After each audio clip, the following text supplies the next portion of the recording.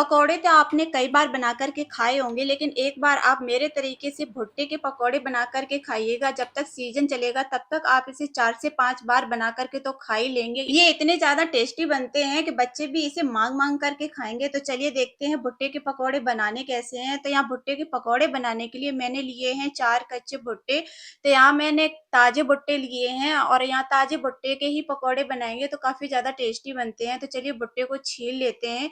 इसको छीलने के बाद इनकी सफाई अच्छे से कर देंगे। इसमें ये जो बाल से हैं बिल्कुल भी नहीं रहने चाहिए। तो चारों भुट्टों को अच्छे से छील लेते हैं और इनकी सफाई भी मैंने अच्छे से कर दी है। भुट्टे को छीलने के बाद इनको काट लेंगे। तो यहाँ मैं इसे चाकू से कट कर रही हूँ। आप चाहो तो एक-एक करके दाने हाथ से भी निकाल सकते हैं। भुट्टे हल्के से कच्चे हैं तो ये हाथ से दाने नहीं निकल रहे थे, तो इसलिए मैंने इसे चाकू से कट कर लिया है और इसी तरह से मैंने यहाँ चारों भुट्टों को अच्छे से कट कर लिया है और ये सारे दाने हैं वो निकल के तैयार हैं। अब इसे किसी एक बर्तन में निकाल लेते हैं।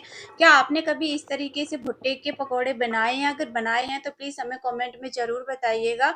अब मैं यहाँ कच्ची मूँगफली ले रही हूँ लगभग 2 चम्मच और इसको खल्लड़ में डाल के हल्का दरदरा सा कूट ले रही हूँ। इससे पकौड़े काफ़ी ज़्यादा टेस्टी लगेंगे। अगर आपकी इच्छा है तो ज़रूर से डालिएगा वरना स्किप भी कर सकते हैं। 2 मीडियम साइज़ के प्याज़ कट करके डालेंगे। 2 चम्मच कुटा हुआ अदरक लहसुन डालेंगे। बाइंडिंग के लिए इसमें 4 चम्मच बेसन डालेंगे, 2 चम्मच चावल का आटा डालेंगे। इससे ये पकौड़े काफ़ी ज़्यादा क्रिस्पी बनेंगे। कुछ मसाले डालेंगे, कच्चे जीरे का पाउडर, काली मिर्च का पाउडर, गरम मसाला, लाल मिर्च पाउडर, टेस्ट के अनुसार नमक, थोड़ी-सी कटी हुई हरी धनिया डालेंगे और 1 नींबू का रस इसमें निचोड़ देंगे। आप चाहो तो इसकी जगह आमचूर पाउडर भी डाल सकते हो और बिना पानी के इसे अच्छे से मिक्स करेंगे। शुरुआत में ये हल्का सा ड्राई लगेगा लेकिन धीरे-धीरे इसमें अच्छी-सी एक नमी आने लगेगी।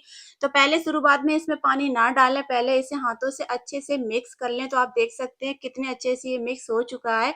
तो अब मैं इसमें थोड़ा-थोड़ा करके पानी डालती जाऊँगी और इसे अच्छे से मिक्स करती जाऊँगी। भुट्टे के पकौड़े बनाने के लिए ना भुट्टे का ये मिक्सचर ना एकदम परफेक्ट होना चाहिए। तो मैंने इसमें अभी थोड़ा ही पानी डाला है, तो मुझे थोड़ा कम लग रहा था तो 2 बार इसे और डाल लेती हूँ। तो बस मैंने इतना ही पानी इसमें यूज़ किया है। अब इसे अच्छे से मिक्स कर ले रही हूँ, ज़्यादा इसको गीला नहीं करना है, हल्का-सा ये टाइट रहता है तभी इसके पकौड़े काफ़ी ज़्यादा क्रिस्पी और करारे बनते हैं। तो इसे अच्छे से मिक्स करने के बाद थोड़ा-सा मिक्सचर हाथ में लेंगे और इसे दबा कर के एक पकौड़ा बनाएँगे। अगर इसकी बाइंडिंग अच्छे से आ रही है तो ये मिक्सचर अच्छे से बन के तैयार है। तो अपने मनपसंद के शेप में इसे बना कर के तैयार कीजिएगा। तो मैंने इस तरह से इसे बना लिया, ये मिक्सचर अच्छे से बन चुका है। अब इसी तरह से सारे पकौड़े बनाते जाएँगे और गरम तेल में इन्हें डालते जाएँगे। गैस का फ्लेम मीडियम टू हाई रखेंगे, ठंडे तेल में ये पकौड़े बिल्कुल ना डालें। तेल एकदम मीडियम गरम होना चाहिए, ना ज़्यादा तेज़ गरम होना चाहिए और ना ही ज़्यादा ठंडा होना चाहिए। तो एक-एक करके सारे पकौड़े डाल दिए हैं और 1 मिनट के बाद इन्हें पलट करके बढ़िया से क्रिस्पी करारे होने तक इसी तरह से इन्हें पलटते हुए सेक लेंगे और गैस का फ्लेम मीडियम टू हाई रखेंगे। सारे पकौड़ों को मीडियम टू हाई फ्लेम पर ही सेकेंगे।